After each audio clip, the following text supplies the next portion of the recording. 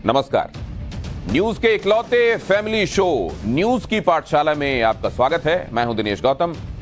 ये वो पाठशाला है जहां सबकी क्लास लगती है। आज पाठशाला में क्या क्या है, पहले वो देखिए। पीएम मोदी ट्विटर को बंद करवा देते, इसका सच क्या है? मोदी पर सबसे बड़े हमले का राहुल की यूएस यात्रा से कनेक्शन क्या है? 2024 से पहले नए किसान आंदोलन की टूल किट आ गई क्या? मोदी राज में देश 100 लाख करोड़ का कर्जदार हो गया, कितनी सच है यह बात? उड़ने वाली कार की पहली राइड में क्या हुआ? कार जो हवा में उड़ेगी आपको कितने की पड़ेगी? डॉक्टर ड्रोन जो हर दिन 36,000 जानें बचाएगा, यह हर एक चैप्टर आज आपके सामने खुलेगा। शुरुआत करते हैं पाठशाला की, लेकिन पहले आज दिन भर का रिवीजन।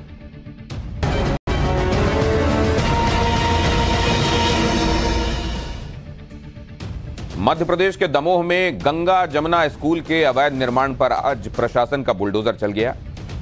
भारी पुलिस बल के साथ प्रशासन की टीम ने स्कूल पर कार्रवाई की।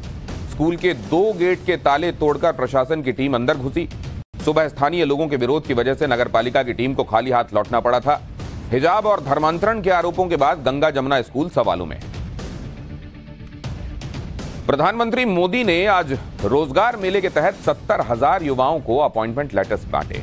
इस दौरान पीएम मोदी ने बिना नाम लिए लालू प्रसाद यादव के परिवार को निशाने पर लिया। पीएम ने कहा, पहले नौकरी के बदले जमीनें हड़पी जाती थी, लेकिन मौजूदा सरकार पारदर्शिता लेकर आई और भाई भतीजावाद को खत्म किया। जयपुर में आज राजस्थान बीजेपी ने पेपर लीक और भ्रष्टाचार मामले को लेकर अशोक गहलोत सरकार के खिलाफ बड़ा प्रदर्शन किया। प्रदर्शनकारियों को पीछे धकेलने और तितर बितर करने के लिए पुलिस पानी की बौछारों का इस्तेमाल करती नजर आई।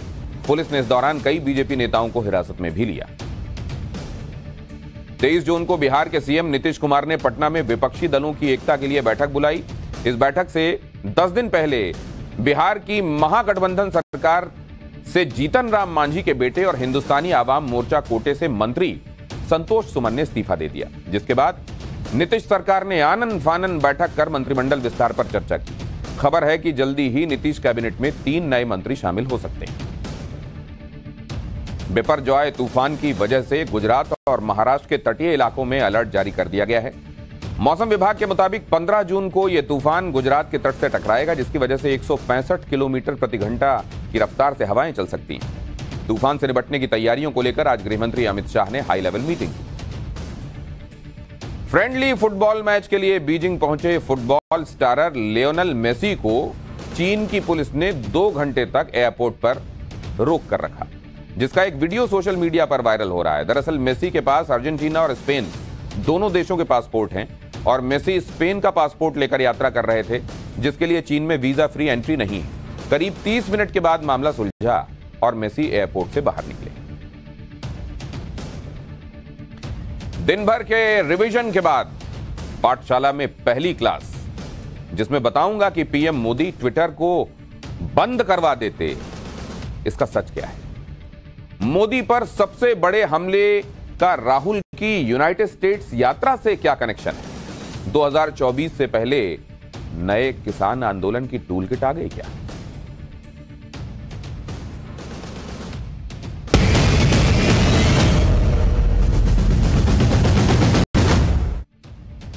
जैसे जैसे 2024 का चुनाव करीब आ रहा है, वैसे वैसे प्रधानमंत्री नरेंद्र मोदी के खिलाफ चौतरफा हमले बढ़ रहे हैं। उनके खिलाफ लगातार प्रोपेगेंडा चलाया जा रहा है। इसी कड़ी में आज एक नया प्रोपेगेंडा विदेश से चलाया गया। आपको शायद जैक डोर्सी के बारे में पता होगा। ये ट्विटर के संस्थापक रहे हैं और ट्विटर के पूर्व सीईओ हैं, जिन्हें कुछ अरसे पहले ट्विटर से बाहर होना पड़ा था, क्योंकि इनकी कंपनी ट्विटर को एलन मस्क ने खरीद लिया था। तब से जैक डोर्सी के बारे में कोई चर्चा नहीं हो रही थी, लेकिन अचानक जैक डोर्सी चर्चा में आ गए और वो अचानक भारत का नाम लेने लगे कि जब वो ट्विटर के सीईओ थे और भारत में किसान आंदोलन चल रहा था, तब भारत सरकार ने ट्विटर को धमकी दी थी कि किसान आंदोलन को ना दिखाओ, नहीं तो ट्विटर को बंद कर दें। जैसे ही जैक डोर्सी ने यह बात कही, भारत में मोदी विरोधी एक्टिव हो गए। कांग्रेस जैक डोर्सी के बयान को पीएम मोदी के खिलाफ सबसे बड़ी गवाही बताने लगी। कांग्रेस कहने लगी कि डोर्सी के बयान से मोदी सरकार की पोल खुल गई। कांग्रेस पीएम मोदी को तानाशाह बताने लगी और यह कहने लगी कि जब किसान आंदोलन चल रहा था तो मोदी सरकार सोशल मीडिया को दबाने में जुटे हुए, विपक्ष की आवाज दबाई जा रही थी। पहले सुनिए जैक डोर्सी ने क्या कहा और उस पर कैसे फौरन कांग्रेस अपना एजेंडा चलाने लगी। India, for example, India is a country that had many requests of us around the farmers' protest, around particular journalists that were critical of the government, and it manifested in ways such as we will shut Twitter down in India, which is a very large market for us. We will raid the homes of your employees, which they did. We will shut down your offices. If you don't follow suit, and this is India, a democratic country. तानाशाह का असली चेहरा सामने आ गया है। तानाशाह का मुझे लगता है अगर आप गूगल में डालिए तो शायद ये चेहरा सामने आता है। अब इनको पीछे करते हुए ये चेहरा सामने आने लगा है। लेकिन ये तानाशाह डरपोक है। ये तानाशाह इसलिए डरपोक है क्योंकि ये किसानों के खिलाफ अपनी निरंकुश पुलिस, ये किसानों के खिलाफ NIA, ये किसानों पर लाठियां बरसाने का काम करते हैं और सच को छुपाने का काम करते हैं। और वो सच बार बार उजागर होता है और आज सरकार को यह बताना है। और ये जो बेकार के तथ्य कहे जा रहे हैं कि वो झूठ बोल रहे हैं, आज जैक डोर्सी को झूठ बोलने की क्या जरूरत है? उनको झूठ बोलने से क्या मिलेगा? मुझे लगता है इस देश के लोकतंत्र को जो कमजोर करने की बात राहुल गांधी कहते हैं, इससे बड़ा प्रमाण दूसरा कोई नहीं है कि चुन चुन कर प्लेटफॉर्म्स को यह कहा जा रहा है कि असलियत मत दिखाइए, असलियत को छुपाओ, नहीं तो हम तुम्हारे ऊपर छापे मारेंगे, तुम्हारे दफ्तरों को बंद कर देंगे। सुना आपने, ये तक कह दिया गया कि ये वाली फोटो आती है हिटलर की फोटो दिखाकर, अगर आप तानाशाह सर्च करें गूगल में, आनी ये वाली चाहिए। शुक्र है ये नहीं कहा कि लगता है गूगल भी मोदी जी का प्रशंसक है और भक्त हो गया है। सुना आपने कि कांग्रेस ने तो खुद ही मान लिया कि जैक डोर्सी ने जो बात कही है वो वही बातें हैं जो राहुल गांधी कहते रहे। और इसीलिए बहुत से लोग ये भी कह रहे हैं कि क्या ये सिर्फ इत्तेफाक है, खूबसूरत इत्तेफाक, कि जैक डोर्सी का बयान तब आया जब राहुल गांधी अमेरिका की यात्रा पर हैं और उधर नरेंद्र मोदी अमेरिका जाने वाले हैं। और आप ये भी ध्यान रखिए कि देश में दूसरे किसान आंदोलन की भूमिका भी इसी वक्त बनाई जा रही है और जो लोग दूसरे किसान आंदोलन की तैयारी में इस वक्त जुटे हुए हैं वो भी कह रहे हैं कि जैक डोर्सी तो सच बोल रहे हैं।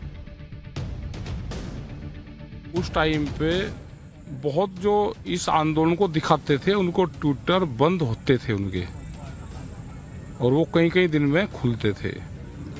क्या आंदोलन के दौरान कुछ ऐसे जो जिक्र उन्होंने किया, कुछ पत्रकारों या कुछ लोगों ने आपसे भी संपर्क किया, इस तरह की चीजें कोई साझा हुई थी उस दौरान? नहीं, जो अपने लोग जो चलाते थे तो उनके अकाउंट बंद होते थे और ये जानकारी हुई थी कि भारत सरकार प्रेशर डाल रही है कि ये बंद हो।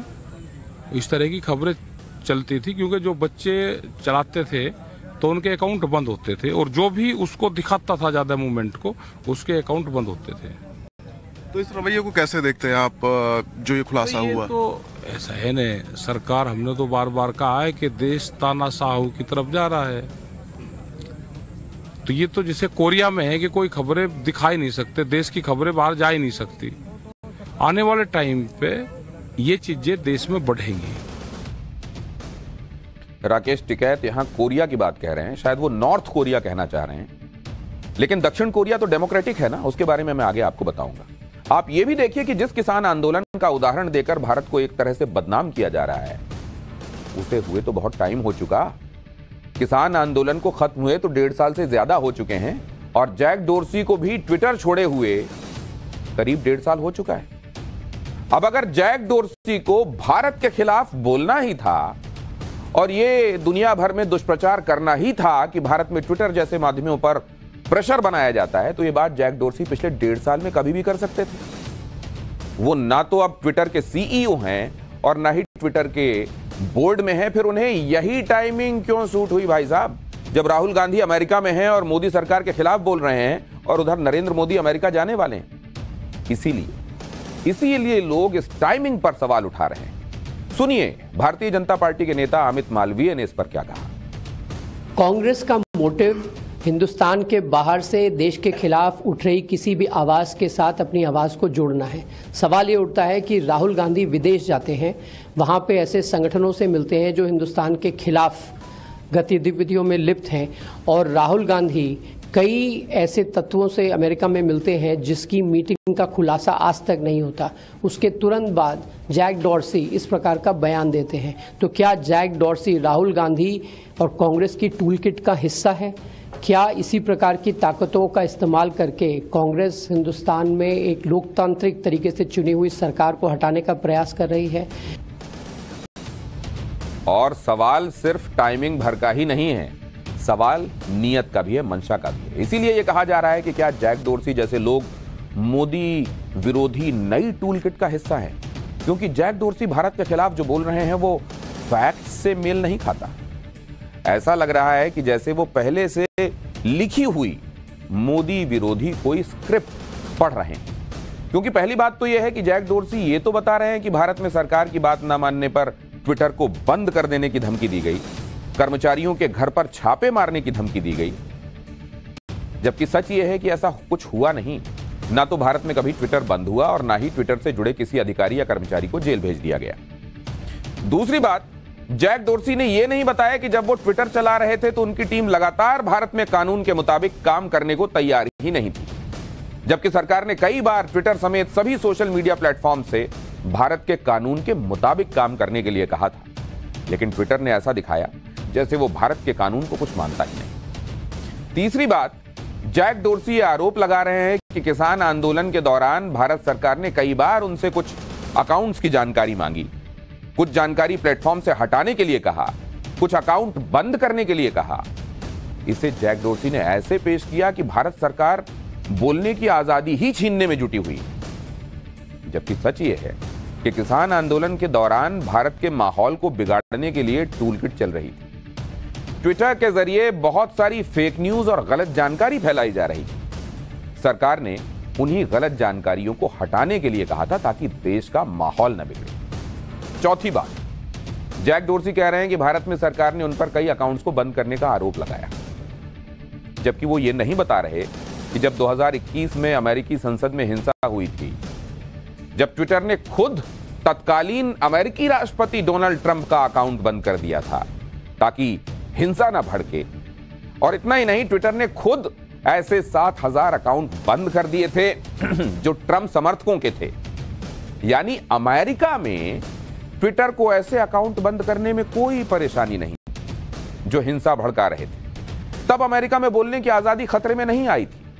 लेकिन भारत में जब उसे ऐसे लोगों के अकाउंट बंद करने को कहा गया जो किसान आंदोलन में हिंसा को भड़का रहे थे, तो जैक डोर्सी जैसे लोगों को भारत में बोलने की आजादी खतरे में दिखाई दी गई। लेकिन ये सब जानते हुए भी मोदी विरोधी एक्टिव हैं और वो ये कह रहे हैं कि जैक डोर्सी झूठ क्यों बोलेगा, उसे क्या भारत में चुनाव लड़ना है? सुनिए क्या कहा कपिल सिब्बल ने।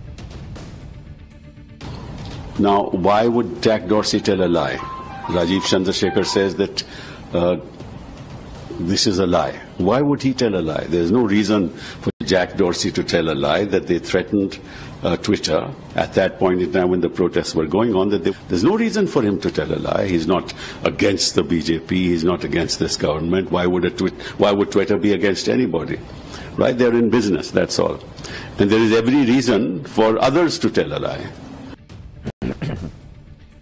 जो लोग ये बता रहे हैं कि जैक डोर्सी झूठ क्यों बोलेंगे, जैक डोर्सी को क्या भारत में चुनाव लड़ना है, तो ऐसे लोगों को यह बताना आवश्यक है कि डोर्सी तो भारत में चुनाव नहीं लड़ेंगे, लेकिन वो लोग चुनाव निश्चित रूप से लड़ेंगे जिनका इकलौता मकसद यह है कि जैक डोर्सी जैसे लोगों के बयानों के जरिए पीएम मोदी के खिलाफ माहौल बनाया जाए। जैक डोर्सी के बारे में भी आपको मैं बता देता हूं। जैक डोर्सी और उनके 3 साथियों ने 2006 में अमेरिका के सैन फ्रांसिस्को में ट्विटर शुरू किया था, लेकिन ट्विटर से जैक डोर्सी अब बाहर हो चुके हैं क्योंकि ट्विटर को दुनिया के सबसे अमीर व्यक्ति एलन मस्क ने पिछले साल 2022 में खरीद लिया था।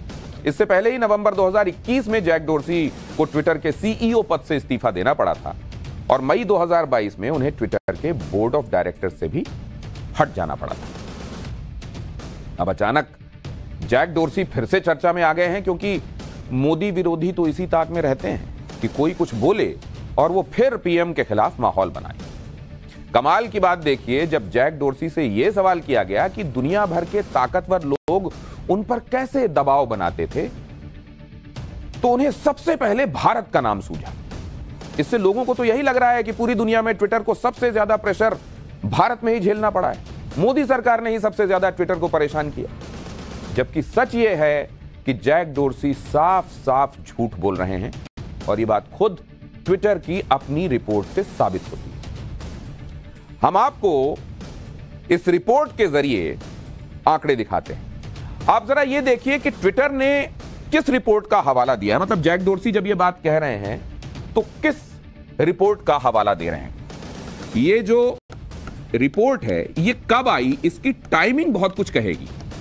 ये ट्विटर की रिपोर्ट है 2021-2022 की। ये टाइमिंग बहुत कुछ कहती है क्योंकि इसी के बारे में कहा जा रहा है कि इस समय हमको जो रिक्वेस्ट मिली किसी पोस्ट को हटाने के संदर्भ में, किसी अकाउंट को सस्पेंड करने के संदर्भ में इत्यादि इत्यादि, उनकी जो संख्या थी वो थी 45,572। 45,572 लीगल डिमांड्स, या जिनको आप रिक्वेस्ट समझ लें क्लियर भाषा में, इसको आप समझें कि ये एक तरीके से आवेदन किया गया था कि भाई इनको हटाइए, आप इन पोस्ट को, इन सामग्रियों को आप अपने यहां से हटाइए। 45,572 कब? 2021-2022 में। अब नैरेटिव ये बनाया गया कि जैसे ट्विटर से पोस्ट हटाने की रिक्वेस्ट यानी दबाव सिर्फ भारत से ही आया, जबकि सच ये है कि ये रिक्वेस्ट सिर्फ हिंदुस्तान से, भारत से नहीं आई।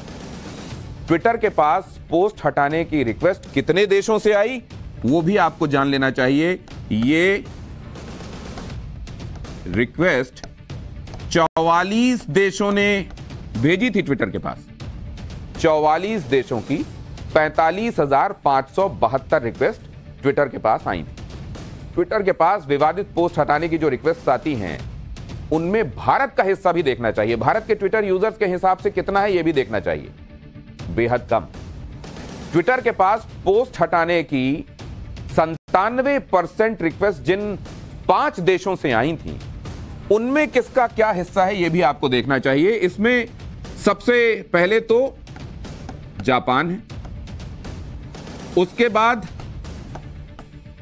रशिया है, उसके बाद यही मैं कह रहा था आपसे डेमोक्रेटिक कंट्री, वहां राकेश टिकैत कह रहे थे ना कि नॉर्थ कोरिया जैसा तानाशाह वाला रवैया, ये तो साउथ कोरिया की बात मैं कर रहा हूं, इसका फिगर भी दिखाऊंगा, ये तो डेमोक्रेटिक है ना। साउथ कोरिया, फिर टर्की और फिर उसके बाद इंडिया। अब इनका सबका परसेंटेज बहुत ध्यान से देखिएगा। 97% रिक्वेस्ट जो आई वो इन 5 देशों में से आई और इसमें 20% आई जापान से, 18% आई रशिया से, 12% आई साउथ कोरिया से, टर्की से आई 9% और इंडिया से आई 8%। तो इन 5 देशों में जहां 97% रिक्वेस्ट, उन 45,572 में 97% का जो यूनिवर्स है उसमें सबसे ज्यादा जापान, फिर रशिया, फिर साउथ कोरिया, फिर टर्की और फिर सबसे आखिर में इंडिया केवल 8%। अब क्या जो जैक डोर्सी कह रहे हैं उसको ये फिगर सपोर्ट कर रहे हैं क्या? यहां आपको यह भी समझना होगा कि ट्विटर को किसी पोस्ट को हटाने या अकाउंट होल्ड करने की जो रिक्वेस्ट मिलती है वो सिर्फ सरकार से नहीं मिलती, बल्कि वो कोई व्यक्ति या कोई भी संस्था कर सकती है। मतलब सिर्फ सरकार नहीं, अगर आपको भी लगता है कि कोई पोस्ट ऐसी है जो किसी नियम के मुताबिक नहीं है, जो नॉर्म से उसके मुताबिक नहीं है, कहीं उससे कोई गड़बड़ हो सकती है, तो आप भी उस पोस्ट के खिलाफ शिकायत कर सकते हैं, व्यक्ति के खिलाफ शिकायत कर सकते हैं कि इसको हटाया जाए वहां से। तो ट्विटर अकाउंट को बंद करने की लीगल डिमांड अक्सर किसी की आवाज को दबाने से जुड़ी हुई नहीं होती, बल्कि वित्तीय धोखाधड़ी, ड्रग, सुसाइड या किसी और क्राइम से जुड़े मामले में भी ये रिक्वेस्ट की जाती है। इसलिए यह कहना कि बोलने की आजादी को भारत में दबा दिया जाता है, यह सीधे सीधे भारत के खिलाफ ग्लोबल प्रोपेगेंडा है और भारत को दुनिया में बदनाम करने का षड्यंत्र है, जिसका हिस्सा जैक डोर्सी जैसे लोग बने हुए हैं। जैक डोर्सी ने अपने इंटरव्यू में यह भी आरोप लगा दिया कि भारत और टर्की जैसे देशों से ट्विटर पर यह प्रेशर बनाया गया कि वो किसी खास पत्रकार का अकाउंट बंद करवा दें, उसके बारे में जानकारी दी जाए। एक बार सुनिए जैक डोर्सी क्या कह रहे हैं। Where you want the free speech, because we were more, ideally going for a global appreciation of free speech, and free expression itself. And Elon took on a principle of anything that's allowed by law on the platform, which sets up a dynamic where you have countries like India and Turkey who made many requests to us back in the day to take down particular journalist accounts or give contact information and remove them from the platform. और अब इसका सच भी देख लीजिए। Jack dorsi Bharat में पत्रकारों के Twitter account पर लीगल डिमांड वाले प्रेशर के बारे में बात कह रहे हैं, जबकि ट्विटर की अपनी रिपोर्ट यह कहती है कि इस 22 के दौरान ट्विटर को वेरीफाइड जर्नलिस्ट और न्यूज आउटलेट से जुड़े 349 अकाउंट्स पर लीगल डिमांड की 326 लीगल रिक्वेस्ट मिली। इनमें से 114 रिक्वेस्ट भारत से आई, 78 टर्की से, रूस से 55 डिमांड और पाकिस्तान से 48 रिक्वेस्ट मिली थी। और इन रिक्वेस्ट के जवाब में ट्विटर ने सिर्फ 17 ट्वीट ही हटाए। यानी आप देखिए कि जिस बयान के आधार पर पूरा माहौल बनाया जा रहा है कि भारत में मोदी सरकार अपने खिलाफ उठने वाली हर आवाज को दबा रही है, पोस्ट हटवा रही है, पत्रकारों के ट्विटर अकाउंट पर एक्शन लेने का दबाव डाल रही है और धमका रही है, वो सिर्फ 17 ट्वीट्स के आधार पर कह दिया गया है। जो 17 ट्वीट्स ट्विटर ने दुनिया भर से हटाए, दुनिया भर से, सिर्फ हिंदुस्तान से नहीं। इसीलिए कहा जा रहा है कि जानबूझकर 2024 के चुनाव से पहले ऐसा माहौल बनाया जा रहा है। सुनिए खेल मंत्री अनुराग ठाकुर ने क्या कहा है।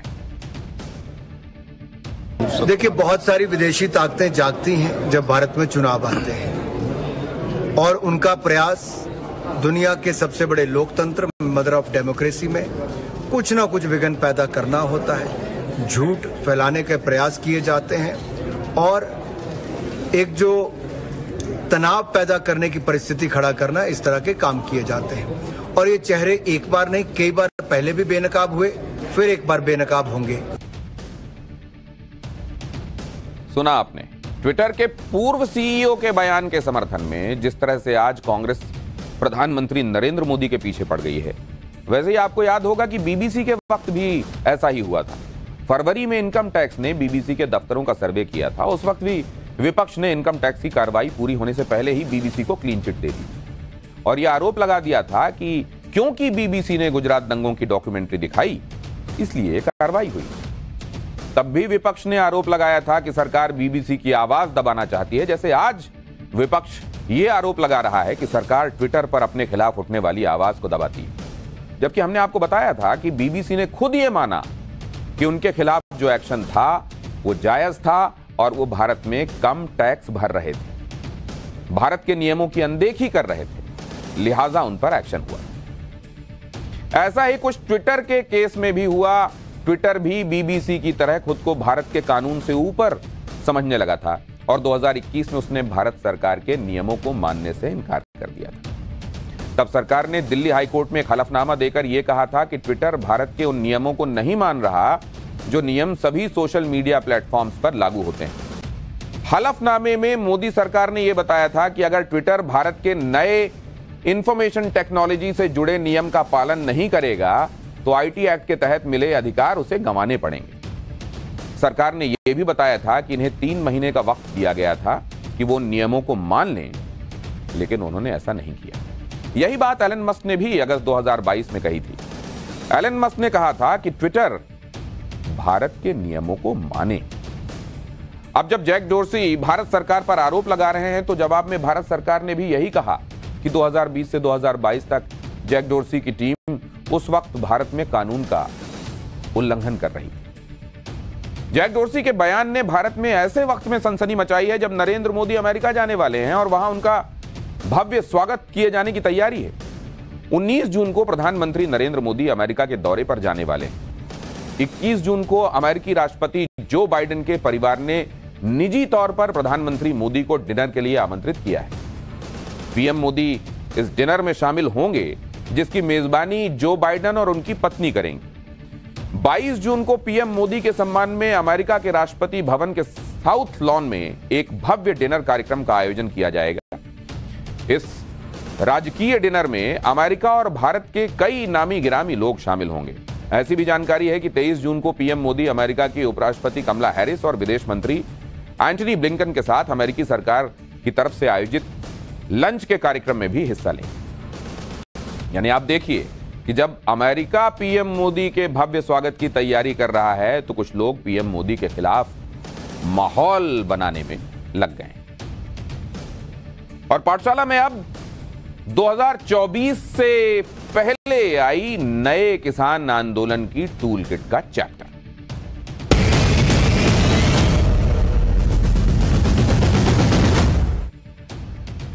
जैक डोर्सी ने भारत को लेकर जो बयान दिया उसमें किसान आंदोलन के बारे में प्रमुखता से कहा और जैक डोर्सी के बयान देने के ठीक पहले एक बार फिर से किसान आंदोलन को खड़ा करने की तैयारी शुरू हो गई। इसका टेस्ट हरियाणा के कुरुक्षेत्र से कर लिया गया, जहां किसानों के नाम पर हाईवे को बंद कर दिया गया। दिल्ली चंडीगढ़ नेशनल हाईवे पर आंदोलनकारियों ने डेरा डाल दिया। फिलहाल तो यह कहा जा रहा है कि हाईवे से प्रदर्शनकारी हट रहे हैं और यह भी कहा जा रहा है कि सरकार ने उनकी मांगे मानने का भरोसा दिया है। कुरुक्षेत्र में वहां का स्थानीय प्रशासन लगातार आंदोलनकारियों से बात कर रहा था, लेकिन इसमें नया मोड़ तब आया जब संयुक्त किसान मोर्चा की इसमें एंट्री हो गई। संयुक्त किसान मोर्चे का गठन दिल्ली में हुए किसान आंदोलन के दौरान हुआ। केंद्र के कृषि कानूनों के खिलाफ हुए आंदोलन के दौरान किसान संगठनों का प्रतिनिधित्व करने के लिए संयुक्त किसान मोर्चा बना था। इसी किसान मोर्चे की एंट्री कुरुक्षेत्र में आंदोलन कर रहे किसानों के बीच में भी हुई। राकेश टिकैत भी कुरुक्षेत्र पहुंच गए और कहने लगे कि अगर सरकार ने बात नहीं मानी तो यहां पर आंदोलन पक्का ही होगा। फिलहाल तो कुरुक्षेत्र में जमे किसानों ने हाईवे खाली करने का फैसला किया है, लेकिन राकेश टिकैत ने यह भी कहा है कि देश भर में एमएसपी पर आंदोलन के लिए यह एक बड़ी शुरुआत है। इससे तो यही माना जाएगा कि यह नए किसान आंदोलन का ट्रायल चल रहा था। सुनिए राकेश टिकैत। जो प्रधानमंत्री का रेट है वो हर स्टेट में देना पड़ेगा। प्रधानमंत्री का रेट है वो देना पड़ेगा, भारत सरकार का रेट है एमएसपी वो देना पड़ेगा। और एमएसपी गारंटी कानून के लिए बड़े आंदोलन की जरूरत पड़ेगी। ये बड़े आंदोलन की जरूरत शुरुआत यहां से हुई है। आंदोलन समाप्त हुआ है, गेट यहां पे रास्ता सब चल जाएगा। कुरुक्षेत्र में किसानों के नाम पर जो हुआ वो सूरजमुखी की फसल की कीमत को लेकर हुआ था, क्योंकि प्रदर्शनकारियों की डिमांड थी कि सूरजमुखी की फसल को केंद्र की एमएसपी पर खरीदा जाए। केंद्र की एमएसपी पर ध्यान रखिएगा। हरियाणा में सूरजमुखी की खरीद किस एमएसपी पर होती है वो भी आपको जान लेना चाहिए। हरियाणा में सूरजमुखी के लिए 4,800 रुपए प्रति क्विंटल की एमएसपी है और हरियाणा सरकार इसमें 1,000 रुपए भावांतर योजना के तहत किसानों को अलग से देती है। हरियाणा सरकार ने भावांतर योजना के तहत 8,528 किसानों को लगभग 30 करोड़ की राशि दी है, यानी 8,528 किसानों को सूरजमुखी के लिए 5,800 रुपए प्रति क्विंटल मिला है।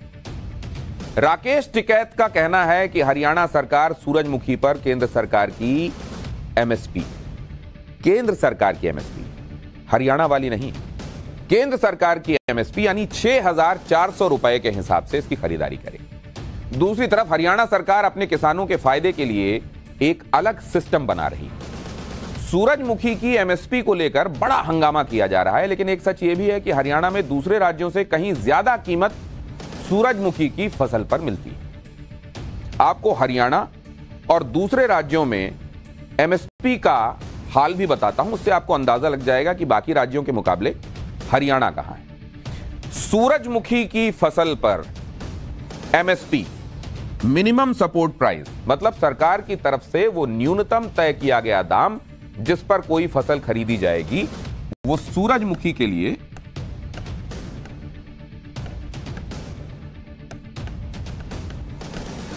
सूरजमुखी की फसल के लिए ये देखिएगा हरियाणा में यहां का दाम आपने देखा, सूरजमुखी के लिए 4,800 और इसमें आप 1000 और जोड़ दीजिएगा, ये भावांतर वाले। लेकिन पंजाब में कितना है?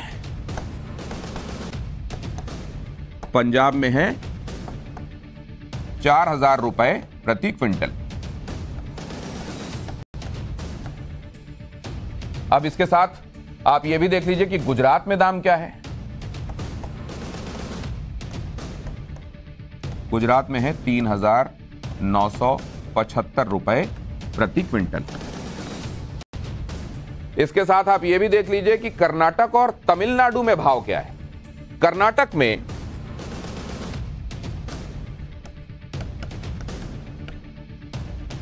और तमिलनाडु, क्योंकि आपने उत्तर के राज्यों का हाल देखा, वहां आपको अंदाजा हो जाएगा, तो यहां दक्षिण के राज्य देखकर आपको कुल मिलाकर एमएसपी के संदर्भ में आइडिया हो जाएगा। कर्नाटक में 4,077 रुपए प्रति क्विंटल है और तमिलनाडु में दाम है 3,550। तो ये आपने देख लिया 4,800 इन तमाम राज्यों में टॉप पर चल रहा है। 4,800 और 1,000 रुपए भावांतर के 5,800 रुपए, यानी दूसरे राज्यों से कहीं ज्यादा एमएसपी पर सूरजमुखी की फसल हरियाणा में प्रोक्योर की जा रही है। लेकिन आप यह भी देखिए कि जिन राज्यों में सूरजमुखी पर एमएसपी कम है वहां कोई आंदोलन दिखाई नहीं दे रहा। इसका दूसरा पहलू यह भी है कि पंजाब और राजस्थान जैसे पड़ोसी राज्य भी यहां के किसान हरियाणा में पहुंचकर अपनी फसल इस बढ़ी हुई एमएसपी पर बेचते हैं, क्योंकि उनके अपने राज्यों में तो एमएसपी कम है। तो यहां जाएं, यहां जाकर बेचेंगे, मुनाफा ज्यादा होगा। लेकिन इससे होगा क्या? इससे राज्य के किसानों का नुकसान होगा। हरियाणा के सीएम खट्टर का कहना है कि अगर 6,400 रुपए जो कि केंद्र का एमएसपी है उसके हिसाब से प्रति क्विंटल सूरजमुखी की खरीद शुरू हमने कर दी, तो पड़ोसी राज्यों से चोरी छिपे फसल लाकर हरियाणा में बेचने का चलन तेजी से बढ़ेगा। और उनका ये जो दावा है ये हवा में नहीं है। कैसे, मैं आपको बताता हूं। इसके लिए आपको हरियाणा में 2018 और 19 में सूरजमुखी की खरीद का आंकड़ा बताता हूं। उस समय एमएसपी क्या था और कितना सूरजमुखी की फसल बेची गई थी 18-19 में, और उसके बाद सब्सिक्वेंट ईयर में 19-20 में एमएसपी क्या थी और कितनी फसल खरीदी गई थी। पहले 18-19 के बारे में आंकड़ा देखते हैं। 18-19 में सूरजमुखी पर एमएसपी और बोनस मिलाकर 4,100 रुपए प्रति क्विंटल का दाम तय था, और इस एमएसपी पर कुल खरीद जो हुई थी वो 4,926 lakh metric ton, 4,926 lakh metric ton खरीदी गई थी फसल। अब देखिए जब भाव बढ़ा तो क्या हुआ। 19-20 में भाव बढ़ गया, 2019-20 में भाव बढ़ा और इसको कर दिया गया सूरजमुखी पर एमएसपी और बोनस दोनों मिलाकर 5,388 रुपए। और जब यह कर दिया गया तो 8,477 लाख मीट्रिक टन फसल खरीदी गई। मतलब जैसे ही आप इसमें भाव बढ़ाते हैं वैसे ही बेचने वालों का हुजूम हो जाता है और पड़ोस के राज्यों से भी पहुंच जाते हैं लोग। एमएसपी और बोनस बढ़ाने के बाद 3,551 लाख मीट्रिक टन ज्यादा सूरजमुखी की खरीद हुई। इसीलिए हरियाणा के सीएम खट्टर बेतहाशा बढ़ी सूरजमुखी की खरीद का जिक्र कर रहे हैं, क्योंकि एक साल में लगभग दोगुनी पैदावार नहीं हो सकती और बहुत संभव है कि दूसरे राज्यों से किसानों ने ज्यादा एमएसपी के लालच में हरियाणा में अपनी फसल बेची हो। इसीलिए हरियाणा की चिंता यही है कि दूसरे राज्यों में एमएसपी कम होने से सब हरियाणा में आकर इसे बेचेंगे और इससे हरियाणा के किसानों का ही नुकसान है। पाठशाला में अब उस दावे का टेस्ट जिसमें यह कहा जा रहा है कि मोदी राज में देश 100 लाख करोड़ रुपए का कर्जदार हो गया है। इसका सच क्या है, अब इसी का चैप्टर।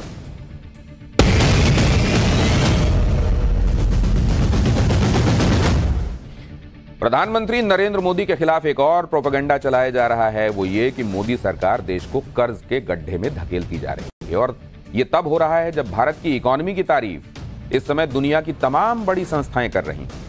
भारत को दुनिया के लिए ब्राइट स्पॉट तक बताया जा रहा है, भारत को दुनिया का ग्रोथ इंजन बताया जा रहा है, लेकिन विपक्ष को भारत की इकोनॉमिक ग्रोथ नहीं दिख रही। उल्टे कांग्रेस आरोप लगा रही है कि भारत में पिछले 9 साल में यानी नरेंद्र मोदी के प्रधानमंत्री बनने के बाद 100 लाख करोड़ रुपए का कर्ज बढ़ गया है। कांग्रेस का आरोप है कि नरेंद्र मोदी के पीएम बनने के बाद भारत पर 100 लाख करोड़ का कर्ज बढ़ा। 67 साल में 14 प्रधानमंत्रियों ने 55 लाख करोड़ का कर्ज लिया। पीएम मोदी ने 9 साल में ही इस कर्ज को 3 गुना कर दिया। भारत पर कुल मिलाकर 155 लाख करोड़ से ज्यादा का कर्ज है और भारत का यह कर्ज जीडीपी के अनुपात में 84% हो गया है, जो खतरनाक है। यह आरोप कांग्रेस प्रवक्ता सुप्रिया श्रीनेत ने मोदी सरकार पर लगाए हैं। इन आरोपों के फैक्ट्स आपको आगे बताऊंगा, लेकिन एक बार कांग्रेस प्रवक्ता सुप्रिया श्रीनेत को आपको सुनना जरूर चाहिए जो ये आरोप लगा रही हैं। नरेंद्र मोदी जी ने वो कीर्तिमान स्थापित किया है जो इस देश के 14 प्रधानमंत्री उनसे पहले नहीं कर पाए। इस देश के 14 प्रधानमंत्रियों ने कुल मिलाकर मात्र 55 लाख करोड़ रुपए का कर्जा लिया। 67 साल में 14 प्रधानमंत्रियों ने कुल 55 लाख करोड़ का कब्जा लिया और हर बार रेस में आगे रहने की चाहत वाले नरेंद्र मोदी जी ने पिछले 9 साल में हिंदुस्तान का कर्जा तिगुना कर दिया। 100 लाख करोड़ रुपए से ज्यादा का कर्जा उन्होंने मात्र 9 साल में ले लिया। कहां 67 साल में 55 लाख करोड़ लिया गया था। सिंपल तौर पे बता दूं, अगर इस समय इस वक्त इस सेकंड पर एक बच्चा इस देश में पैदा हो रहा है तो उसके सिर पर भी 1,20,000 रुपए का कर्जा लादने का काम मोदी सरकार ने पिछले 9 साल में किया है। तो कांग्रेस कह रही है कि मोदी सरकार के 9 साल में देश पर कर्ज 3 गुना बढ़ गया है। आपको बताते हैं कि 2014 में देश पर कितना कर्ज था और अब कितना कर्ज है। 2014 में भारत पर कुल कर्ज लगभग 55,87,000 करोड़ रुपए था। मार्च 2023 तक भारत पर कुल कर्ज 152 लाख करोड़ से कुछ ज्यादा है। इसी आधार पर कांग्रेस ये माहौल बनाने में लगी है जैसे देश पर कोई विपदा आ गई है, जैसे पीएम मोदी ने देश को कर्ज की खाई में धकेल दिया है। लेकिन सच क्या है, आज हमने इसका टेस्ट किया और उसमें क्या निकला वो मैं आपको बताता हूं। पहली बात तो ये बहुत अच्छे से समझ लेना चाहिए कि देश पर कर्ज 2020 के बाद तेजी से बढ़ा है और उसकी वजह भी है क्योंकि 2020 में कोविड की वजह से इकॉनमी ठप होनी शुरू हो गई थी और तब इकॉनमी -20% तक गिर गई थी। राज्यों का जीएसटी कलेक्शन घट गया था, सरकार की कमाई का जरिया कम हो गया था। लेकिन कोविड के काल को भारत ने अवसर के रूप में देखा। पीएम मोदी को यह अनुमान हो गया था कि आने वाले वक्त में कोविड की वजह से पूरी दुनिया की इकॉनमी खराब होगी और ऐसे में अगर भारत कर्ज लेकर भी आगे बढ़ता है तो कुछ ही साल में भारत आर्थिक महाशक्ति होगा और भारत ने यही किया। आज भारत की स्थिति कई बड़े देशों से बेहतर है, वो भी आपको बताऊंगा, लेकिन पहले ये देखिए कि भारत ने जो कर्ज लिया उसे कहां कहां खर्च किया। पिछले 2 साल भारत में 80 करोड़ लोगों को मुफ्त राशन दिया जा रहा है। 150 करोड़ लोगों के लिए मुफ्त कोविड वैक्सीन की व्यवस्था की गई। कोविड आने के 2 महीने के भीतर 20 लाख करोड़ के आत्मनिर्भर पैकेज की घोषणा की गई। इस पैकेज में लैंड, लेबर और लिक्विडिटी पर फोकस किया गया। ये बात कोई नहीं बताएगा कि किसी भी देश के लिए कर्ज लेना कोई बड़ी बात नहीं है। दुनिया के सारे देश अपनी इकॉनमी चलाने के लिए मार्केट से हर दिन कर्ज उठाते हैं और भारत भी इसी तरह से कर्ज लेता है। आप ये समझिए कि कर्ज 2 तरह के होते हैं। पहला तो कर्ज जो होता है वो घरेलू कर्ज होता है और ये वो कर्ज होता है जो सरकार देश के अंदर ही कंपनियों, बैंकों से या किसी प्राइवेट स्टेक होल्डर से लेती है। जैसे आप अपने घर में अपने पिता, भाई या चाचा से जरूरत पड़ने पर पैसे मांग लेते हैं, जिसे लौटाने का कोई ज्यादा दबाव आप पर नहीं होता। ऐसा नहीं है कि वो आपके घर पर आ धमकेंगे, कॉलर पकड़ लेंगे कि पैसा लौटाओ। ये कर्ज जिम्मेदारी तो होता है लेकिन किसी भी देश के लिए कम खतरनाक होता है। दूसरा विदेशी कर्ज वो कर्ज होता है जो कोई देश international monetary fund, world bank जैसी संस्थाओं या दूसरे देशों से लेता है और ये फिल्मों के साहूकार की तरह होता है जिसका कर्ज कभी खत्म ही नहीं होता। इस कर्ज का ब्याज बहुत ज्यादा होता है और अगर ब्याज की डेडलाइन मिस की तो उस पर बहुत ज्यादा फाइन देना पड़ता है। ग्लोबल कंपनियां देश को ब्लैक लिस्ट करना शुरू कर देती हैं जिससे देश में निवेश कम हो जाता है और इसका असर देश की इकोनॉमी पर सीधे सीधे पड़ता है। महंगाई बेकाबू होकर बढ़ने लगती है और बेरोजगारी आसमान छूने लगती है, जैसा पाकिस्तान और श्रीलंका में आपने देखा। अब यहां पर लेकिन जो देखना होता है वो ये कि आपका घरेलू कर्ज कितना है और विदेशी कर्ज पर आप कितने निर्भर हैं। अगर विदेशी कर्ज पर कंट्रोल है तो फिर किसी भी देश की ओवरऑल स्थिति अच्छी होती है और भारत को पीएम मोदी इस स्थिति में लेकर आए, अच्छी स्थिति। क्योंकि ये देखिए कि मोदी सरकार ने विदेशी कर्ज को किस तरह से कंट्रोल किया है। 2014 में भारत पर विदेशी कर्ज 1.82 लाख करोड़ रुपए था जो कुल कर्ज का 3.36% था। 2023 में देश पर विदेशी कर्ज लगभग 5 लाख करोड़ है जो कुल कर्ज का 3.30% है। यानी विदेशी कर्ज को न केवल कंट्रोल किया गया है बल्कि 2014 के मुकाबले कुल कर्ज में विदेशी हिस्सेदारी को कम किया गया है। कांग्रेस ने भारत के कर्ज को लेकर आंकड़े तो बता दिए लेकिन यह नहीं बताया कि आईएमएफ जैसी संस्था भारत के कर्ज को लेकर क्या कह रही है। आप देखिए कि आईएमएफ ने भारत के कर्ज को लेकर क्या कहा है। आईएमएफ ने कहा है कि भारत में जीडीपी के अनुपात में कर्ज 83% है जो बेशक ज्यादा है, लेकिन अच्छी बात यह है कि भारत का ज्यादातर कर्ज घरेलू है और यह घरेलू करेंसी में है। यह भी अच्छी बात है कि इस कर्ज की मैच्योरिटी काफी लंबी है। इसके अलावा हमने आने वाले सालों में भारत में तेज आर्थिक प्रगति का अनुमान लगाया है जिसकी वजह से भारत का कर्ज स्टेबल रहेगा। यानी किसी भी देश की इकोनॉमी को खराब करने वाले विदेशी कर्ज के मामले में भारत की स्थिति बहुत मजबूत है। भारत ने पिछले 9 सालों में विदेशी कर्ज पर लगाम लगाई है। अब कर्ज का दूसरा फैक्टर भी आपको जान लेना चाहिए जिससे पता चलता है कि किसी भी देश पर कर्ज की वजह से कितना खतरा है और यह फैक्टर है जीडीपी के अनुपात में किसी देश पर कर्ज।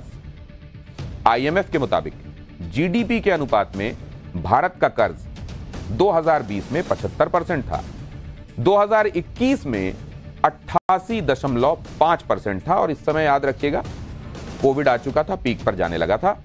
2022 में 84.7% था, करीब 4% की कमी आप यहीं पर देख रहे हैं। 2023 में 83.1% आ गया और 2029 में इसके 83.6% रहने का अनुमान है। यानी आने वाले सालों में जीडीपी के अनुपात में कर्ज स्थिर रहेगा और यही वो फैक्टर है जिससे यह पता चलता है कि ओवरऑल कर्ज के मामले में भारत की स्थिति बिल्कुल ठीक है, इसमें कुछ भी असामान्य नहीं है और इसी वजह से भारत को ब्राइट स्पॉट कहा जा रहा है।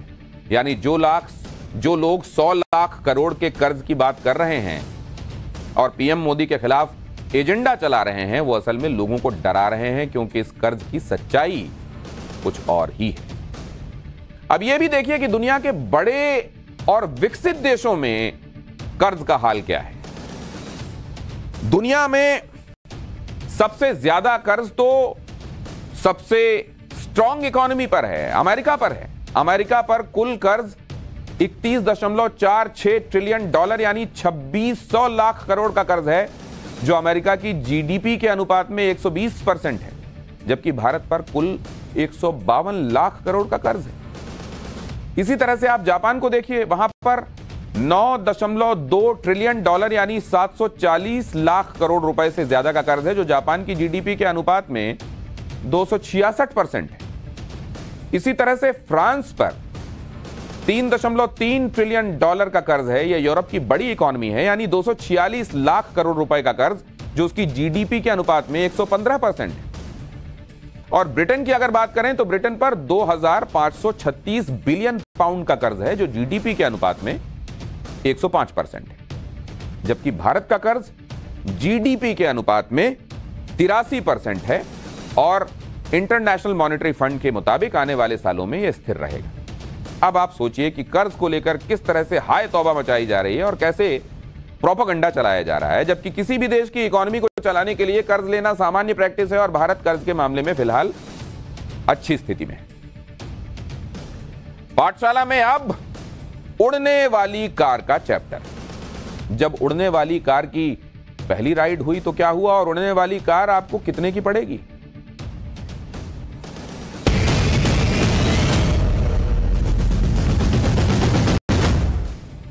सड़कों पर ट्रैफिक जाम का झाम लगातार बढ़ता जा रहा है। दिल्ली, मुंबई जैसे बड़े शहरों में घर से लेकर कार लेकर निकलने, अगर आप घर से कार लेकर निकलते हैं तो कई बार घंटों जाम में फंसकर आपको परेशान होना पड़ता है। ऐसे में कई बार ख्याल आता है यार कार उड़ सकती तो मजा आ जाता। कहते हैं ना, उड़ना गियर लगा देंगे, उड़कर पहुंच जाते। प्लेन तो उड़ा नहीं सकते, इसके लिए पायलट बनना होगा, लेकिन कार ही उड़ जाती तो मजा आ जाता।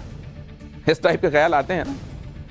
अब तक उड़ने वाली कार के बारे में आपने सुना होगा या फिर किसी हॉलीवुड मूवी में उड़ने वाली कार देखी होगी, मगर अब यह ख्याल हकीकत बन चुका है।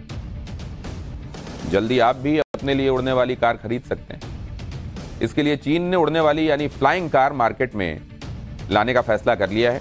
अब तक ये माना जाता था कि उड़ने का कॉपीराइट सिर्फ हवाई जहाज, हेलीकॉप्टर या रॉकेट के पास है, लेकिन अब कार पर बैठकर भी उड़ा जा सकता है।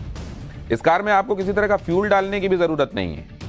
ये इलेक्ट्रिक कार है, बस इसे आपको चार्ज करना है और फिर हवा में उड़ान भरने के लिए आप तैयार हो जाएंगे। इस कार को चीन की इलेक्ट्रिक गाड़ी बनाने वाली कंपनी एक्सपेंग ने तैयार किया है।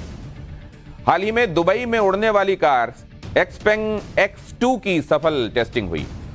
दुबई की सिविल एविएशन अथॉरिटी से मंजूरी मिलने के बाद इसका टेस्ट किया गया। करीब 150 लोगों की मौजूदगी में इस कार ने हवा में उड़ान भरना शुरू किया।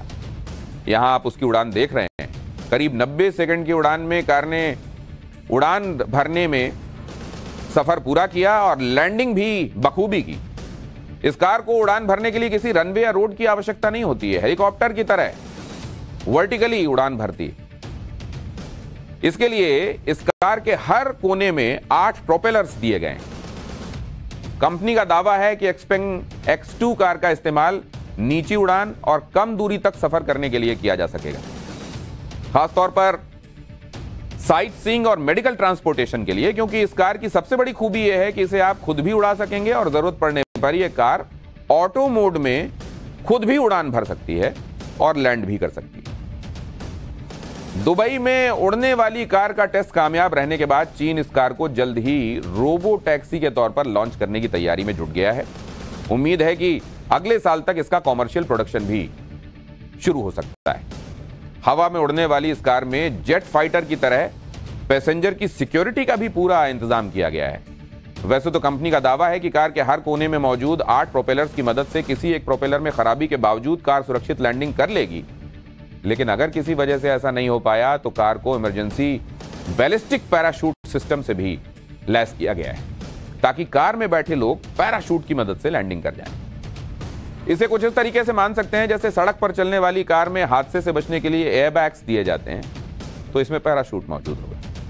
कार में ग्राउंड मॉनिटरिंग के लिए चारों दिशाओं में देखने वाला HD कैमरा भी लगा हुआ है और साथ ही बाहर के मौसम पर निगाह रखने के लिए कार में स्फेरिकल एनवायरनमेंट डिटेक्शन सेंसर्स लगे हैं।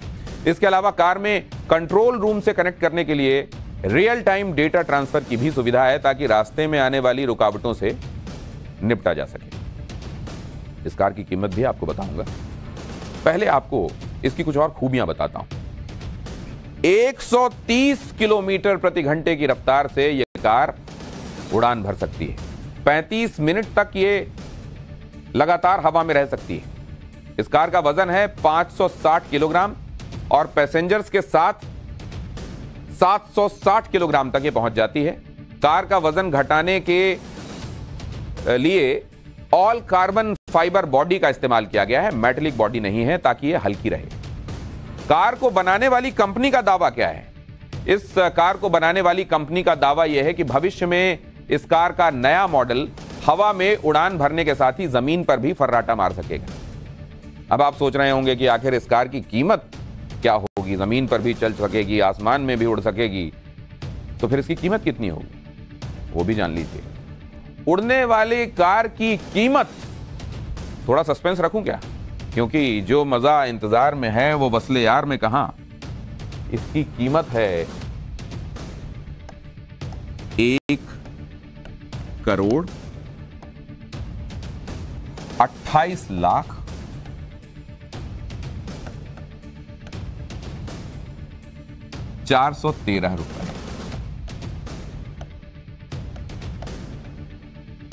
हिसाब किताब कर लिया आपने? कार बहुत महंगी है, लेकिन फिर इस तरह का शौक अगर चाहिए तो फिर यह कीमत अफोर्ड करनी होगी। ट्रैफिक जाम की समस्या को देखकर चीन बहुत लंबे समय से उड़ने वाली कार पर रिसर्च कर रहा है और अब तक वो कई तरह की फ्लाइंग कार बना चुका है। लेकिन इस बार एक्सपेंग X2 चीन की 5th जनरेशन की उड़ने वाली कार है और इस कंपनी ने 2013 में ही उड़ने वाली कार के ड्रीम कॉन्सेप्ट पर काम करना शुरू कर दिया था।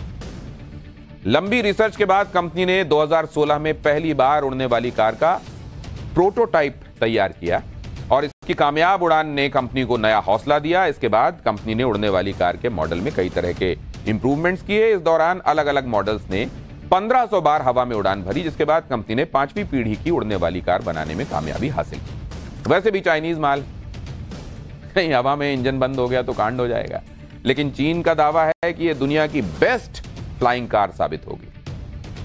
आपको लग रहा होगा कि एक बार बाजार में उड़ने वाली ये कार आ जाए तो इसे खरीदकर आप अपने दफ्तर और घर के बीच की दूरी एकदम कम कर लें, कहीं भी जाम से बचते हुए उड़ान भरकर पहुंच जाएं, लेकिन ऐसा नहीं होगा। जब बाजार में इन उड़ने वाली कारों की बिक्री शुरू होगी तो उससे पहले इससे जुड़े नियम भी लागू कर दिए जाएंगे। आज आपको उड़ने वाली कार से जुड़े कुछ ऐसे नियमों के बारे में भी बता देता हूं। जिस भी देश में यह कार उड़ान भरेगी उसके लिए उस देश के एविएशन डिपार्टमेंट से इन गाड़ियों का रजिस्ट्रेशन कराना होगा। हर उड़ान के लिए एविएशन डिपार्टमेंट से क्लियरेंस लेना होगा। कार को उड़ाने वाले रूट, डायरेक्शन, स्पीड और हाइट सबकी जानकारी एविएशन डिपार्टमेंट को देनी होगी। इन सब के क्लियरेंस के बाद ही ये कार पैसेंजर्स को लेकर उड़ान भर पाएगी और जब बाजार में इसकी बिक्री शुरू हो जाएगी तो इसके लिए विमानों की ही तरह सेंट्रलाइज सिस्टम तैयार करना होगा, जिसमें सभी उड़ने वाली कारों की पूरी जानकारी मौजूद रहेगी। इन कारों की उड़ान का रूट तय किया जाएगा, यानी ऐसा नहीं है कि अपने घर से दफ्तर या बाजार जाने वाली सड़क पर कहीं जहां मर्जी आप इनको लेकर उड़ान भरना शुरू कर देंगे। दुनिया के कई देश इस पर पॉलिसी तैयार कर चुके हैं। चीन, अमेरिका, जापान और यूएई इस लिस्ट में टॉप पर हैं। फिलहाल भारत में ऐसी कोई नीति नहीं बनी है, इसलिए इसको थोड़ा इंतजार आपको करना होगा। हालांकि फ्लाइंग कार आने वाला कल है, इसलिए इसे ज्यादा दिन नजरअंदाज किया नहीं जा सकता। अगर चीन की उड़ने वाली कार की कीमत आपको ज्यादा लग रही है तो घबराने की जरूरत नहीं है, क्योंकि अब इंटरनेशनल मार्केट में चीन के अलावा दूसरे प्लेयर्स भी आने वाले हैं। दूसरी कंपनियां भी फ्लाइंग कार के प्रोडक्शन में उतर चुकी हैं, जिसमें उड़ने वाली कारों के दाम कंपटीशन की वजह से कम होंगे। पिछले दिनों इजराइल में फ्लाइंग टैक्सी के कई टेस्ट किए गए। इस दौरान रेगिस्तान से लेकर घाटियों के बीच फ्लाइंग टैक्सी ने उड़ान भरी, जिसमें एक फ्लाइट का वीडियो आपको इस समय मैं दिखा रहा हूं। करीब 200 किलो वजन लेकर फ्लाइंग टैक्सी उड़ान भरती नजर आ रही है और इस टैक्सी में बैठकर दो लोगों ने 30 किलोमीटर तक उड़ान भरी। इजराइल में फ्लाइट टैक्सी की टेस्टिंग में शामिल कंपनी का दावा है कि अगले 2 साल में फ्लाइंग टैक्सीज का कमर्शियल प्रोडक्शन शुरू हो जाएगा। यहां एक ब्रेक के लिए रुक रहे हैं, लेकिन आगे फैक्ट चेक जिसमें आपको बताऊंगा विदेशी महिलाओं ने सीएम योगी से क्या वाकई माफी मांगी।